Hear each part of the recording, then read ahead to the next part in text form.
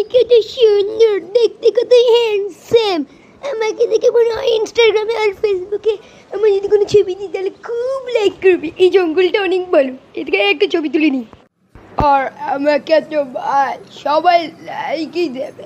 আমি হলাম মুস্তাফা, যাকে অনেক পছন্দ করে। আমি অনেক বড়লোক, আমার পয়সার কমতি নাই।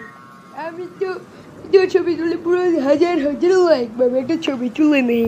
সুন্দর জুতা আছে, কিন্তু কি কোটি কোটি কোটি টাকার দামের কোট আছে। সবচেয়ে গুরুত্বপূর্ণ আইফোন 16 প্রো ম্যাক্স আছে। পুরি বেবি তো অনেক বড় লোক। টাকা, আমি হলাম কোটিপতি। ওই মিয়া, আমার কাছে টাকা নাই কম, তোমাদের কি দিতে পারি বলো? শুধু একটা ছবি তুলবো তোমার সাথে।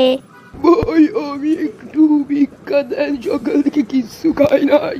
আচ্ছা নেটে খাও, কিন্তু আসলে ছবি তুলতে হবে। চলো একটা পিকনিক। আবার কেমন লোক রে ভাই, এ ভিক্ষা দিয়ে ছবি তুলে আবার ফেসবুকে পোস্ট করে। হারামি যা যা, সালা তোর ভিক্ষাই লাগবে না। এটাকে চিকড়ে ভাগো, ওরে ভাগ। আমার সব টাকা নিয়ে চলে গেল।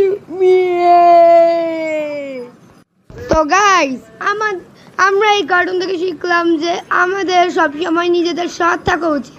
কখনো অসৎ হয়ে টাকা উপার্জন আমাদের কখনো খুশি করে না, এবং অধেল ধন সম্পত্তিতে কখনো প্রকৃত সুখ পাওয়া যায় না।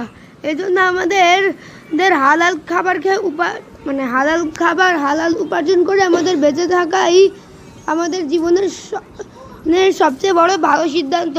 না হলে ধনী হওয়ার পর আমরা প্রকৃত সুখ অর্জন করতে পারি না, কোনো হাহাকার বিরাজ করে। এই জন্য আমাদের